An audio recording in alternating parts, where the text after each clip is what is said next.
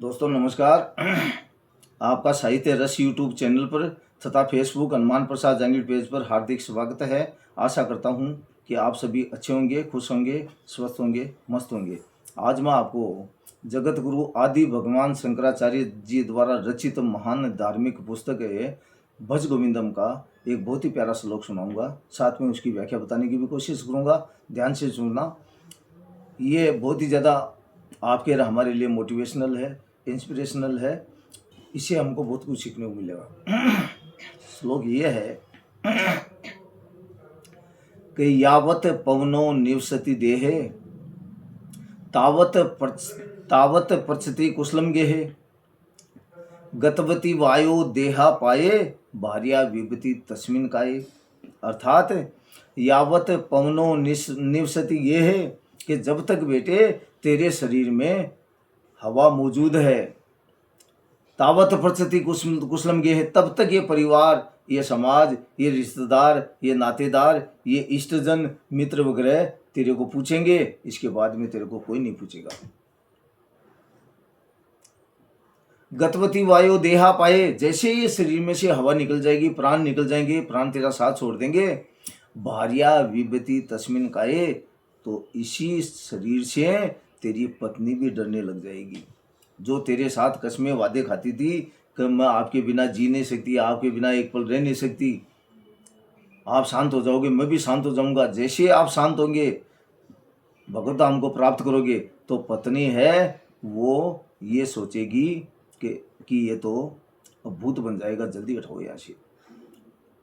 ये संसार की जो माया की कहानी है उसे शंकराचार्य जी बता रहे हैं कि समझो ये दुनिया है क्या।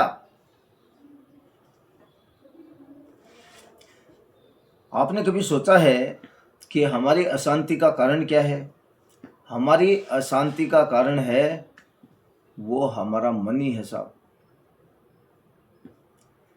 ये मन है वस्तु को या व्यक्ति को पकड़ लेता साहब, जकड़ लेता, फिर उसको छोड़ता नहीं है। और इस मन के कारण ही हमें सुखानुभूति या दुखानुभूति होती है साहब। और इस मन के कारण से मन बड़ा चंचल होता है साहब, अस्थिर रहता है। ये मन आपको इस कल्पित संसार में ले जाता है और ये मन ही दुखी करता है। फिर सोचता है कि हमें दूसरे दुखी कर रहे हैं। तो इस संसार के, ये जो संसार है, सांसारिक पदार्थ है, माया है, धन है, संपत्ति है, कंचन है, कामिनी है, ये सब असत्य है, नश्वर है। तो सत्य क्या है? शाश्वत क्या है? चिरंजीवी कौन है? वो तो परब्रह्म परमपिता परमेश्वरी है।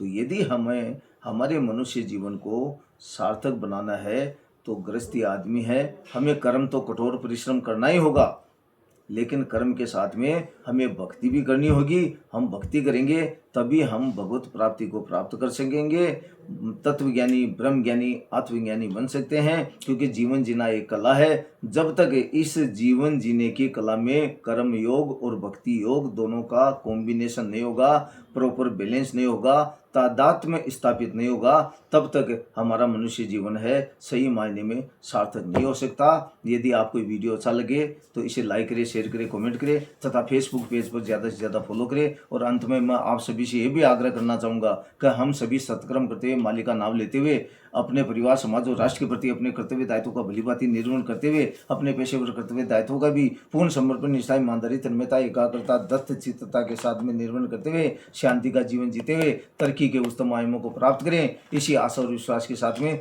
जय हिंद, जय भारत, जय कानून, जय संविधान, जय साहित्य। आल्सो नमस्कार, धन्यवाद।